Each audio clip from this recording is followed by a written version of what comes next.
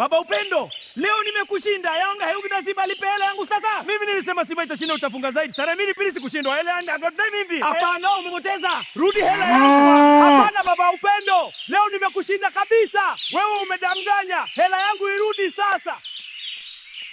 Jamani, mbona mzozo? Nini tatizo? Tulipinga sasa mechi draw, anataka hela. Hapana, mimi nilisema Yanga afungwi. Mimi nilisema Simba atashinda ila hamna mshindi. Ninyi ni ndugu, acheni hayo mambo, pesa zisije wagombanisha. Mechi ni sare. Hata kama sare mimi nilisema hatufungui. Yaani wewe ni mbishi sana. Ndugu zangu, kubalianeni kutokukubaliana ili msidayane, hakuna mshindi. Sawa? Ndio.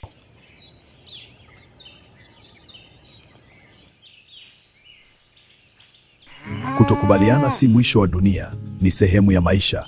Uwezo wa kufikia maridhiano ndio unaonyesha ukomavu na hekima.